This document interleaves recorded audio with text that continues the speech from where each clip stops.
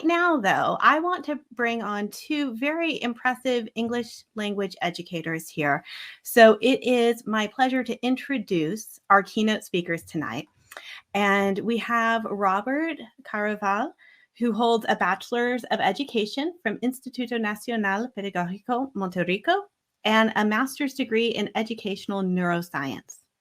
He worked at a boarding school teaching English to students in their final 3 years of their schooling, and is currently working as an English teacher in a middle years program in Lima. Martín, who I first met just about exactly 2 years ago. I was figuring that out as we were getting ready for this. He holds a master's degree in human talent management, and he has vast experience managing training programs for English teachers.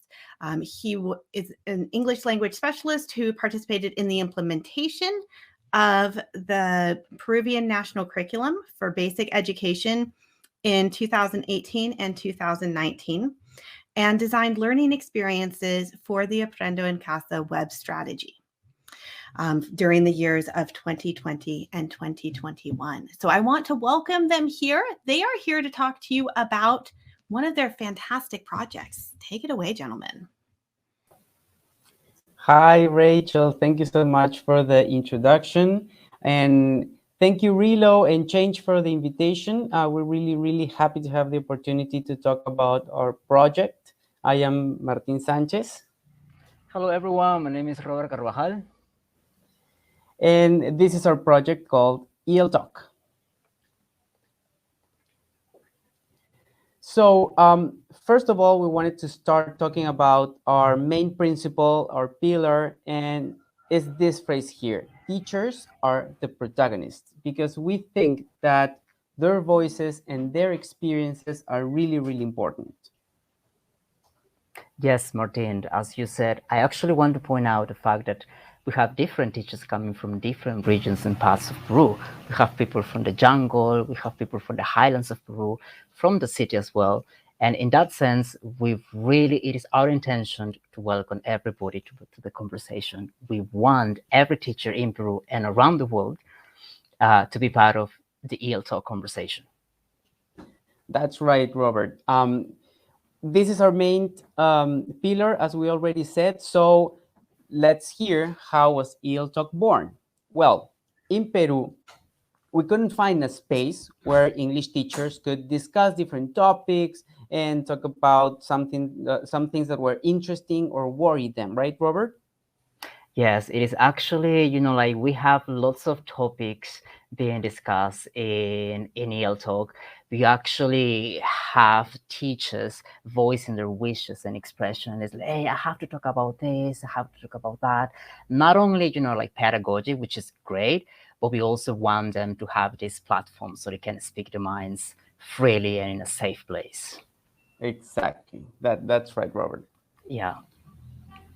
So look at this picture here. We have this big bowl here and a small one. So what we wanted to represent here is what is going on right now in Peru when we hear people talking about education on TV, on radio. You turn on the TV and you usually hear specialists on the mainstream talking about different topics regarding education. And unfortunately, sometimes we find teachers on the margins. They're not usually part of the conversation. So that is something that we really don't think is fair.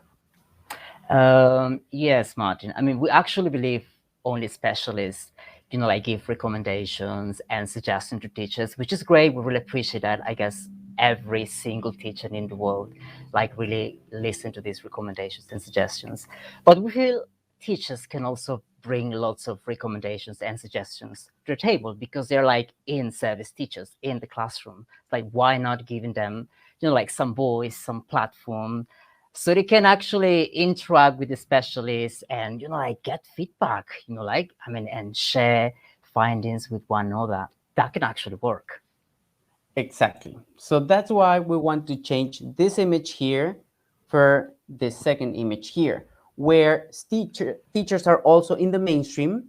They're part of the conversation, and then you go and you can see ELTalk there, and we make this space, we create this channel where there's room for teachers to speak up, to be heard, and to actually comment about these topics that are interesting to them. Yeah. Well, I would say both parties, like us are important, us are very important, and they help. Well, they can help each other. They contribute to the betterment of education in the end, right? Yeah, exactly. That's it. So this is what we are aiming for. So what are we building on? Okay, I know most of you have heard about the Sustainable Development Goals. We have 17 here. These were actually established by UNESCO in one of the meetings that they had with different countries. So we want to build on this. But I want to ask you, and I really want you to comment, which one of, or maybe more than one, do you think ELTalk is building on specifically? You can write the number, either 1, 2, 3, 4, 15, 14. Oh, we can have different answers, Martin, right? Oh, yes. Whatever, Well, each whatever of you them, think. like each of them is important, I guess, for a teacher. Mm-hmm. But with Well, ELTalk, yeah. we're not building on all of them necessarily. Well, exactly. Yes, you're right. Yeah. Mm-hmm. Let's read what the teachers have to say. Okay, we have Cynthia, Glenda, and Heidi. They say number 4. Yeah, people are going Okay. for 4, actually. Yeah, Jenny says 4 too. Okay, so lots of 4. And Jenny says 16 too. Yeah. Oh, people are saying 13. Okay. Yeah, Annie which says is all of climate them. Hi, action. Annie. So happy to read all of these friendly and faces that I already know. Number 1. Okay, let's give them the Oh, answer. So it's right there. It's number 4, quality education. And number 17. Let me tell you why. Number 4, because yes, we talk about education, and we believe that if teachers are part of the conversation, if they discuss these topics, they are going to be helping their professional development and teaching identity. So yes, we are aiming and building on number 4, but we're also building on number 17, right, Robert?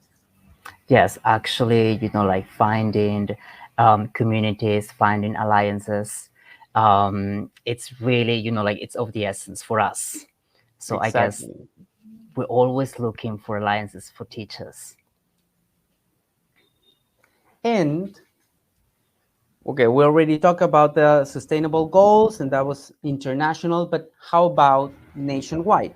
Well, nationwide, we have this document that maybe Peruvian teachers know about it, that is called the Framework of Good Teaching Practice, or El Marco del Buen Desempeño Docente. This is a document that was created and published by the Ministry of Education, and it's basically, like, in few words, it's this manual of all the competencies that a teacher, a good Peruvian teacher, should have. And it has 4 domains.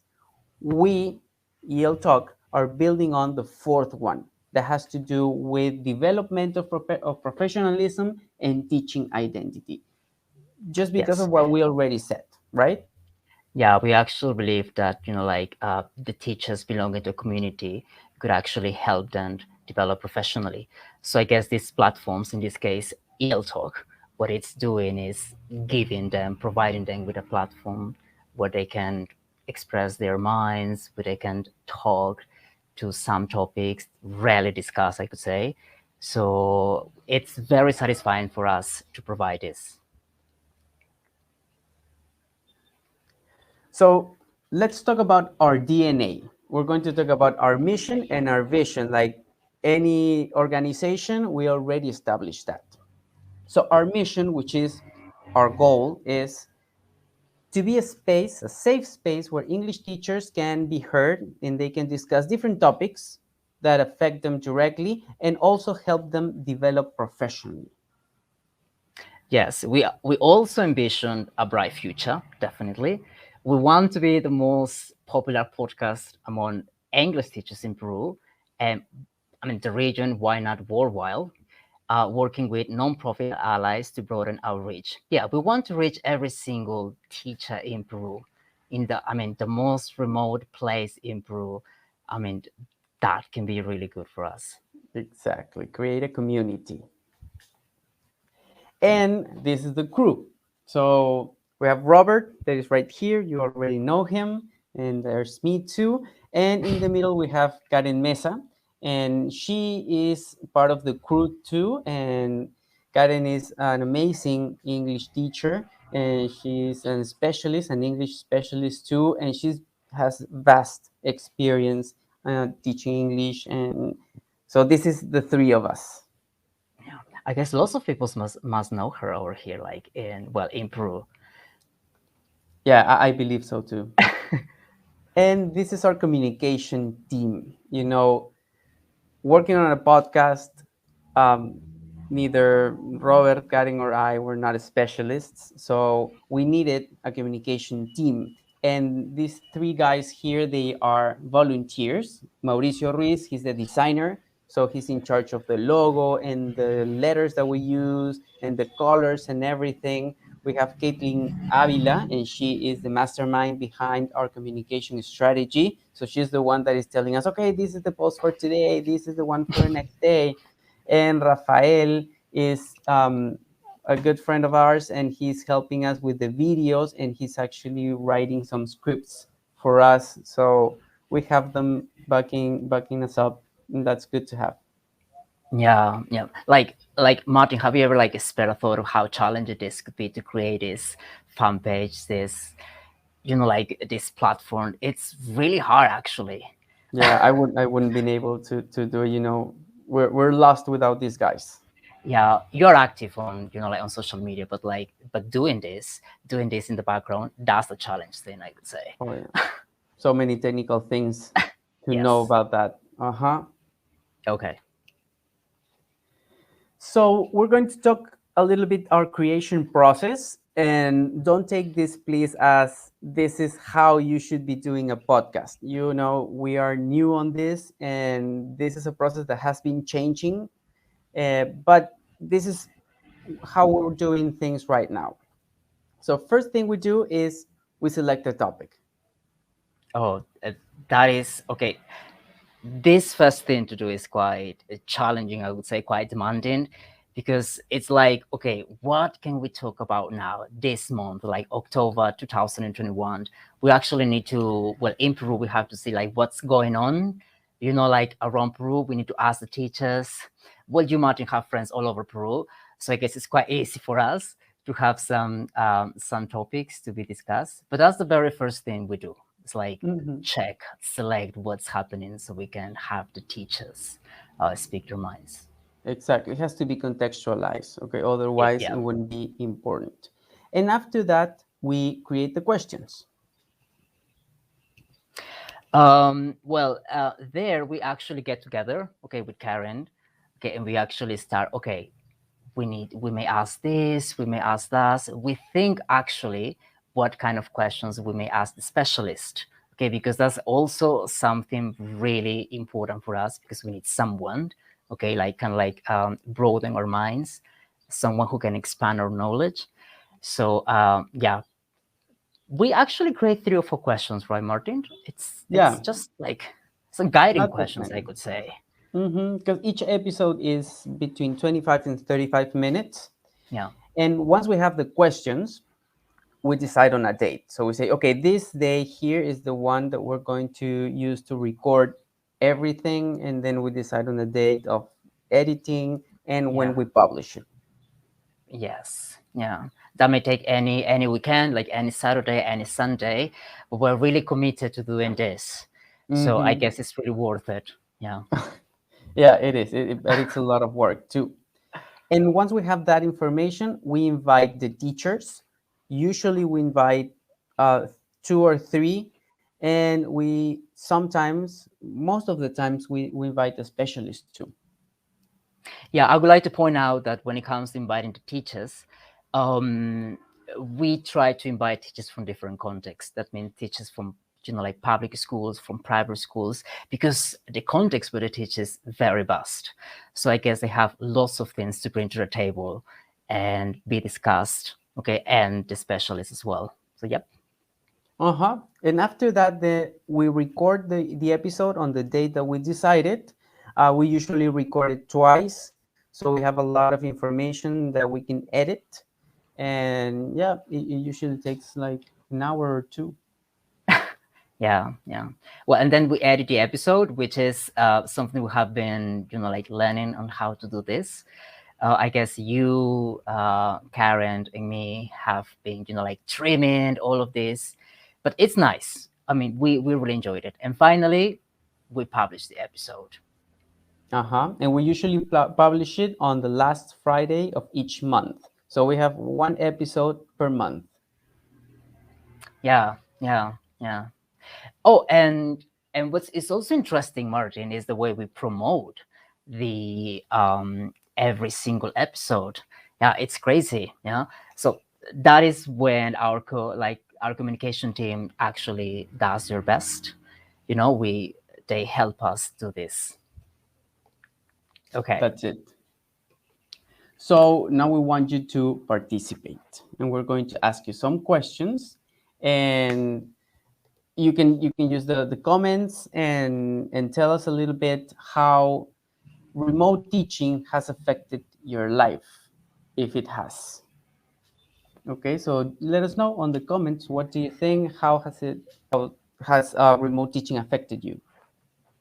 That's a really interesting question, Martin. Especially for the ones who have been doing this remote, like online teaching, has been really challenging for us.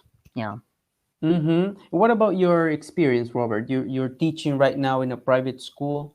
Yes. How has it affected you?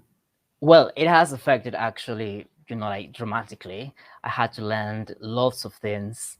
The interactions with the kids, definitely, it's different. We have to find ways to interact with the kids, whether it's on Zoom, on Meet. Okay, this reminds me of how teacher actually sometimes work through WhatsApp.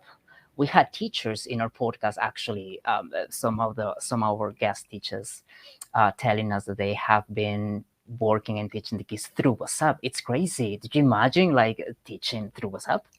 Yeah, look at the messages here. For example, Aida says that she's learned, but it's been tiring for her too. Heidi says that she sometimes feels like she can connect with her students. Gabriela says that it's been stressful and difficult. But Fernando also says that there were some silver linings, Yeah. Well, It's actually, I guess we have become, like experts when it comes to technology. That's something we should really highlight. Exactly. So on that note, we decided to create our first episode and talk about English teachers' mental health during the lockdown. So that was our first episode, and you can go and check it on our social media platforms. And for this one here, it was really interesting because we had two big participants. The first one was Mariela Condorena. She's an English teacher from Puno, and she has a big community of teachers there that is growing and growing. And we also had Raúl Injante. He was the specialist that we invited. He's a psychologist, and he knows a lot about taking care of mental health. Yes, we really had a blast like that day. I still remember. Okay, guys, I'm going to take you through some of the highlights from that episode like 4 months ago. We definitely have teachers saying that they have accumulated stress during teleworking. I guess that's something that has already been like pointed out, Martin, in the chat box. I guess everybody has felt that way.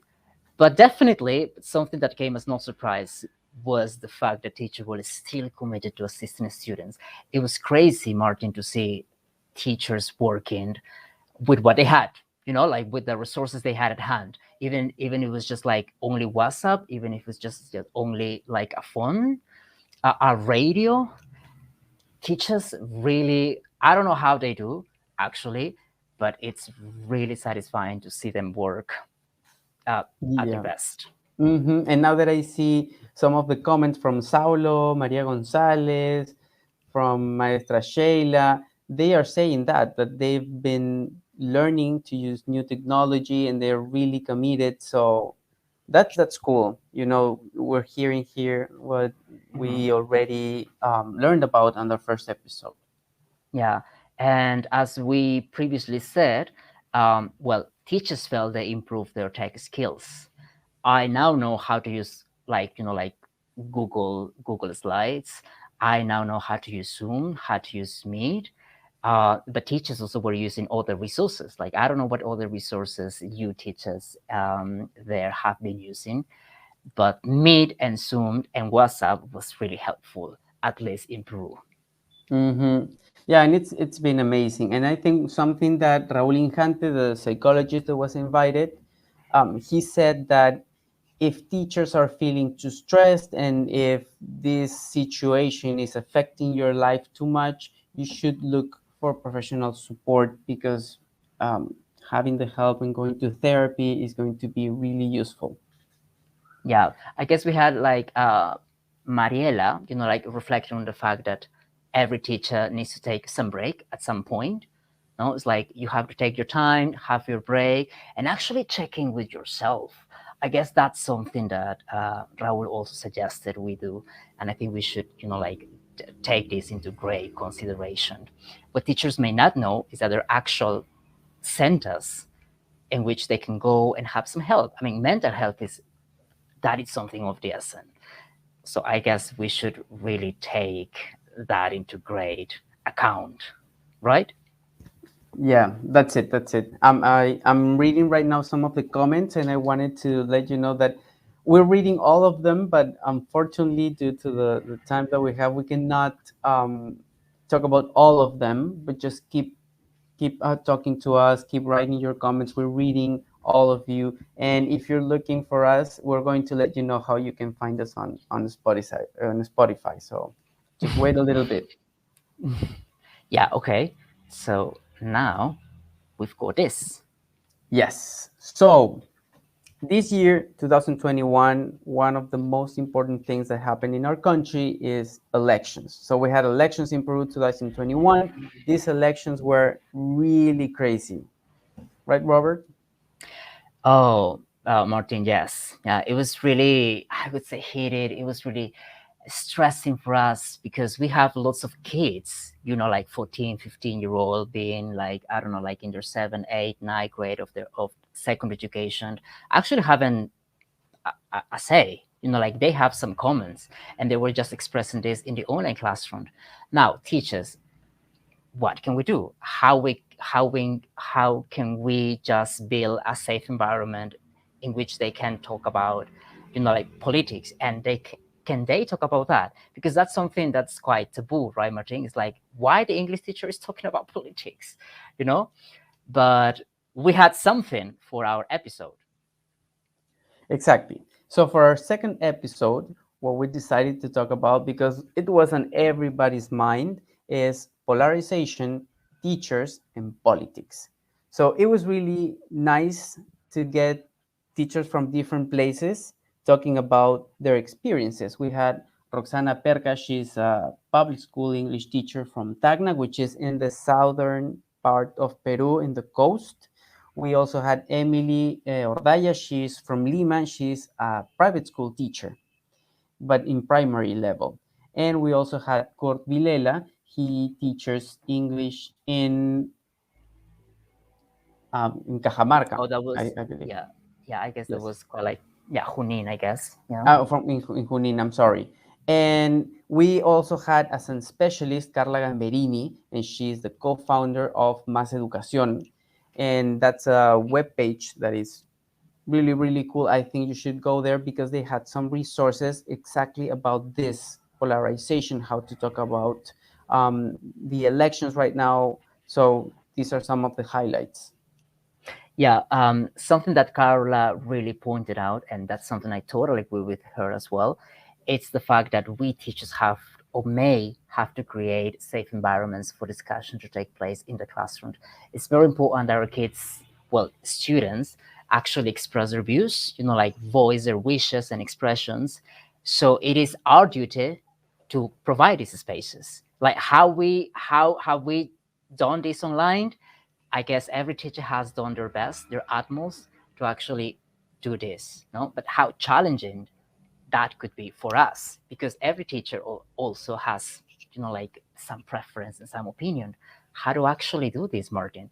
That's something Carla, what she pointed out, that we should stay neutral regardless of our political ideology, and that's something myself also did, Mm-hmm.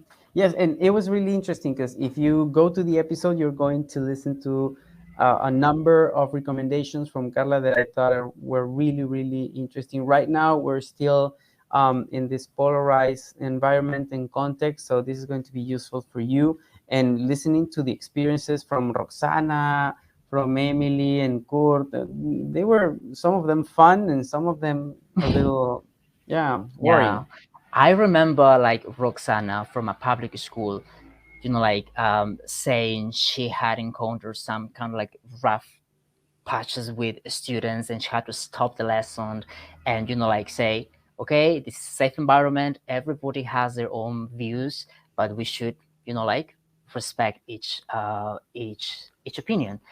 And I guess that's something at some point I had to do it myself, in my online classroom. But it's really it's really tense, I could say. And there's a lot to talk about. Yeah, yeah. Okay. Okay. Now, is this? Yeah, we have this question here for you, and we want you to comment and tell us your country and to answer if your country has a national English policy. Okay, so you could say, for example, Mexico, and yes, we do, or no, we don't. And you can actually add when it was implemented and how it translated to the classroom. Okay, whatever you want to answer, and but let us know because we don't know much about the other countries. Yeah, yeah. Well, we know something about Peru, right, Martin? I guess we had a national English policy right in the past. Exactly. Did you know about it? I didn't know about it, to be honest. I just knew it when we were recording our episode. Well, when we kind of like, thinking about to do this. It's crazy. I mean, I'm no exception, but like some teachers also like didn't know that this policy existed. And then what's the reason of this? I mean, why a national English policy may be important for a country, no? And how this is actually translated to the classroom. I mean, our activities that we present in the class actually represent the heart of the national English policy. Like I was quite lost, to be honest. But now that I have a little bit of knowledge, I guess I'm quite fine. Let's see what we have in the comments. We have Amelie from Peru, and she says, yes, we do. And she knew about it. And Aida from El Salvador, she says she doesn't have one. Oh. And Sandra Masuelos, hi Sandra, she says we don't have one anymore in Peru. We used to have one, but not anymore. Yeah. Good. Oh yeah. So for the third episode, as you guessed, we were talking about the English policy in Peru. And we were really, really lucky because we had these two participants. We had Yeli Martinez. She's an English teacher in a public school with an extended schedule from Piura. And she actually got to experience some of the benefits that started with this policy. And she said that, yes, they had some more resources and more hours of English. So it was really interesting. Yes, I remember Miss Jelly talking about an experience in which she had some visitors, were actually some foreigners visiting her community, and like some of the people from the community didn't know how to speak English. So having that, she was like, okay, an English policy is actually important and needed. Why? Because people need to communicate, and having English as a lingua franca should be actually something that should be implemented in the classroom. Now, the government should actually prioritize that. Okay. Mm-hmm. And see, in France, they have one too, and a policy, and they have one in Philippines too. That's cool. And it was interesting to have Pedro Costa as a participant too in this third episode, because he was part of the team that implemented this national policy, this English national policy. So we had the information from firsthand. So it was really cool. Yeah. I really recommend you to go and check episode 3 from our Yeah. podcast. Yeah. Well, actually, also something that Jelly emphasized was like having English as the vehicle for professional development. So, like after school, like what students can do, like why is English how is English gonna help me after school, teacher? No, like that's why we sometimes need to understand why it is English policy is implemented in the country and how we can translate it to the classroom.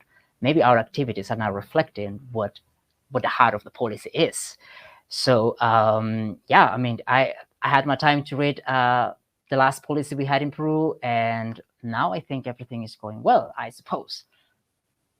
Yeah. You need to hear the episode to know a little bit more about the policy. Yep. Yeah. Episode 3. Okay. Now is this. Mm-hmm. So for this one here, we're going to give you a poll. Yes. And we want you to answer. This is a multiple choice answer. And we want to know if you know how many native languages are spoken in Peru. We have 4 options there. Please go to the poll that is going to be here right now, and you can answer. If you know that, you can check and select the correct answer. Otherwise, just guess. Try it. Martin, did you know, or like, do you know how many languages we have in Peru? I did, but I know that it's not something that everyone knows, because there's so many. Because right now, the first one Yeah. that comes to my mind is Quechua, for example, because Yeah. I am from Arequipa, which is in the south of Peru, in the highlands, and we use a lot of Quechua words, like, for Oh yeah, example, absolutely. wawa, like baby. Wawa Oh, is we have, baby. yes, we have something that is called wawawasi here in Peru. Yeah, that's And the which one. is like it's like a day center where like what babies are taken care of. Mm-hmm. Yeah. Okay, we have some of comments. They say Oh about yeah, we have quite 50, lots. 47, More more than than 40 people say. 40, over 72. Okay, 47, Oh, people say 37. 33. Oh, sorry, 37. Yeah. Okay. Neri Tapia says Spanish, Aymara, and Quechua. But yes, we have those actually. Mm-hmm. Okay. Okay, so let's give Okay, them the Martin? answer. Okay. The answer is actually officially 47 original languages here. But if you listen to our 4th episode, you will see that the discussion goes a little further than that. So some linguists are going to say 47, some others are going to say even more. And you'll hear the reasons here. But it was really cool to have the 4th episode talking about language diversity in English with teachers like Milagros Mote from Cusco. She speaks Quechua, and most of her students also speak Quechua. Same thing with Johnny Santa Cruz. He speaks Quechua too. His students speak Quechua, but a different kind of Quechua, because he comes from Pasco, from the jungle of Peru. And we had Jorge Aymani, and he speaks Cucama. He's from the jungle too, from Loreto, from Requena. And that was a language that I've never heard of. Me neither, actually. Me neither. Mm-hmm. And we have some highlights there. Robert, can you tell us a Yeah. little bit about this episode? Absolutely, Martin. Some of the highlights are like, well, we found the teachers varying the reasons for having, like learn English. I was like, why a person has to learn English definitely varies. But our teachers learn English because they wanted to develop professionally. They believed that English could be like a big professional development. And something that really won my heart, Martin, I would say, was when Johnny Santa Cruz from Oxapampa, that is the jungle of Peru, said that in his community there was some like English people coming to his community, and they wanted to, and they wanted to interact. They wanted to actually, like read and communicate with the people. They couldn't, and Johnny was like, "Okay, I need to learn English." Okay, and he was telling us that he was actually teased for not speaking Spanish at that time. So that was, like his motivation to learn English. He enrolled in some courses. He enrolled in university. He finally became an English teacher. He was actually my colleague, I would say. So, so regards to him, I suppose he's watching us. But I really admire his passion and motivation. Also, the other teachers, no, because they take pride in their native language. Because it's not only speaking the language, but it's also, like sharing some kind of the culture with other people. And I guess that's something we're doing when we learn English as well, right? And we had a linguist as an specialist too. Yes. And if you hear all the experiences and some of the theory regarding language diversity, you're going to see if learning English and Spanish at the same time is a good idea or not. How does it work in a community where they speak Quechua or Cucama or Aymara? Yeah. Yeah. Or how difficult it would be for like a native language speaker to learn English if they do not speak Spanish. It's like how difficult, how easy that could be. Like, is there some transfers going on? Well, we had a specialist discussing this, so we really invite everybody to click on episode 4 so they can join the conversation as well. Exactly. And as Brigitte Mercedes says, I'd like to learn Quechua too. That would be amazing. It is quite difficult, I would say, but it is. Okay, so for episode 5, this one is not out yet. It's going to be published on October 29th. And well, right now, the context in Peru with the pandemic and everything, we are starting little by little, slowly, to go back to face-to-face classes. Okay, so that is the context right now. So tell us a little bit more about our 5th episode, Robert. Yeah, well, first of all, I would like to ask our dear teachers, I want to know if they're back to school. Like, I don't know, I mean, in the countries, are you back to school, dear teachers? Is there any recommendations you could like to give us, I mean, Peruvian teachers, how we can do this face-to-face school? Lynn, maybe we can have some answers going on. Because we need that. We're starting, and it's scary. Yeah. It's scary to go back to school. I don't know, just learning a little bit about other experiences. That would be good. Yeah, it could be really, really helpful, actually. It's like, what, Martin, is like re-educating ourselves again, because it's like taking care of everything again, like social distancing, not sharing stuff now, not sharing food as kids usually do in the playground. So everything is new, I would say. Everything is new. Yeah, and how's your experience, Robert? Because you're teaching English in a private school right now. Yeah, we are on the verge of going back to school. I mean, having kids, doing class. So there's lots of measurements and precautions to be taken care of. So as I was telling you, it's like we really want interaction, but we also want to take care of every single kid. No, it's like we're gonna have masks going on. I don't know about you teachers, but in Peru we need to have like face shields, masks. So like some alcohol, like gel. So yeah, it's very new, but we're really committed to going back. Yeah, and I'm reading some of the comments. I can see that in the US and in Argentina, they are starting already the face-to-face classes. Okay, we have one comment here. It says, we just started today and it's all like face-to-face in person. Students are obligated to get the vaccine. Oh, So yeah, so there's so many elements that we need to talk about. yeah, Like it's crazy, and it's going to be an experiment because we've never been through this. So October 29, remember, just click on the podcast and you can hear yeah, some of the yeah, experiences from teachers yeah. from Mexico, Chile, Yes. Argentina. Oh, we have Colombia as well. Yes, Yeah, that's right. yeah. Recording that was really nice, Mm-hmm. actually. Yeah, Okay. it was great.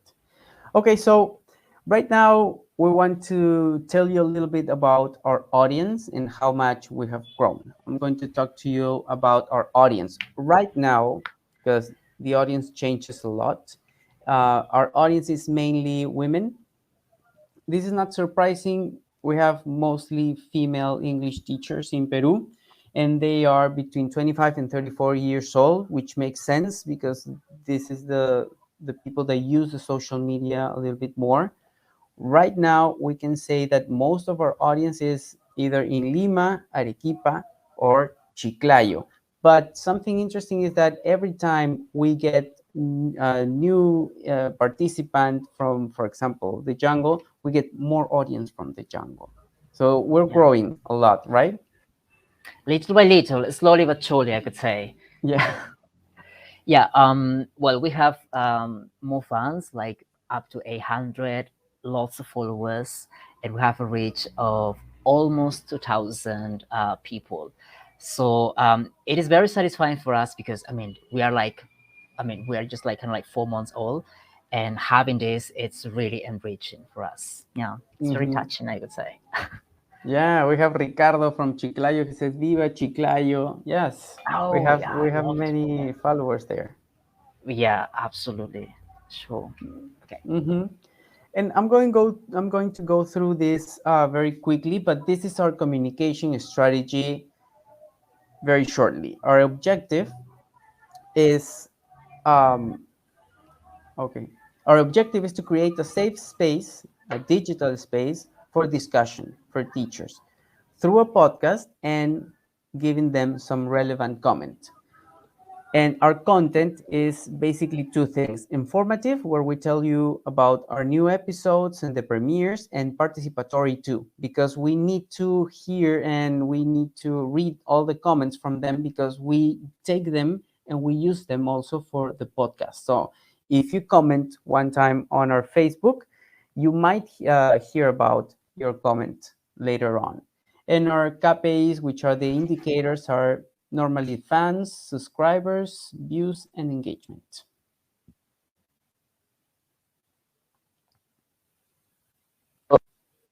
In that sense, we really invite you to subscribe to our channels. We have a YouTube channel, a Facebook, a fan page, and we are with Spotify as well. Okay, so there's plenty of opportunities for you to listen to our episodes.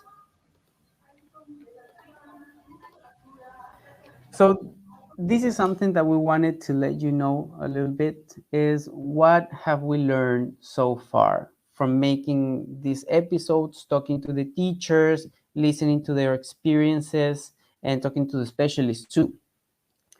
First of all, is that English teachers do need a safe space to speak their minds, right, Robert? It's actually the heart of our podcast. I think we believe that providing teachers with a safe space where they can speak their minds should be really of the essence. Yep. Mm-hmm. They've been more than happy and really willing to speak up and be part of the conversation. We invite the teachers, and 99.9% of the time, they say yes right away to participate. Yeah, exactly. We actually, Martin, have some teachers, like asking us if they can participate in one of the podcasts. We definitely appreciate that, and that's something we never expected, actually. Mm-hmm. Yes, we have comments there where teachers want to participate, and we take that into account. So be active on social media, follow us on Facebook. And it was really nice to hear some experiences and notice that we have some silent heroes over there, teachers that are working long hours, that are driving to their students' houses to give them some of the worksheets. It's crazy. It's motivating to see teachers so committed to work with their students. Yeah, it is. Well, I can't believe this presentation is dropping to its end, but we would like to emphasize the fact that there is so much to learn from in-service English teachers. I'm actually teaching at a private school, and I could say, I must tell you, dear teachers and Martin, that it has been a pleasure to understand how willing teachers are when planning their class. I learned lots of things from in-service English teachers, and I think they can contribute to the betterment of education, talking to specialists, talking to policy makers. I think we should listen to them. Okay. Exactly. That's right. Yes, and building a community is going to help you grow professionally and develop professionally. So that's what we want to make. Like ELTalk is here to create a community where teachers, English teachers, get together, they discuss, and they are part of the conversation. And I think this is going to be helpful for everyone, especially for them. Yes, doing this also, we want you to create your own community or join a community. It's really important to see lots of teachers discussing stuff and sharing materials and sharing knowledge. No. Exactly. Like reading Okay. right now the comments, I can see that they want to be part of the conversation. They hear some of the topics about that we'll talk about in the our Neil talk, and they want to be there. They have an opinion, so let's hear them. Let's create this community. So, well, this is the end of our of this presentation for EL Talk, and we want to thank you so much for being so participative and for letting us know what you think. And we really want you to be part of us. I really want to thank every single one for joining us today. We're really appreciative of your participation and comments. Please do not forget to subscribe to our channels. We have our email there. So in case you want to contact us, please just do it. We will be very, very grateful. Exactly. And if you're looking for us on YouTube, on Facebook, or Spotify, you should write EL Talk, just like it is right there on the screen. Okay, you'll find us. Okay, well, I want to say thank you to both of you. And let's make sure you can hear me this time, right? Yes. Fantastic. Thank you so much for being here, for sharing your story. Something I really love about your project is that you saw a need and then you started building something, making something in response to the need that you had observed. So I hope everyone who's watching, there's been a whole stream of comments. I know you've probably seen most of them, but maybe not all of them as you were presenting. Go back and read through them. People have been very supportive. I know a lot of people were looking for where to find your podcast. So I mentioned in there that you are in the expo hall, as well as many other organizations are in there. So the way the expo hall works, just go and, click around, visit the different booths that might be interesting to you, including the EL Talk one.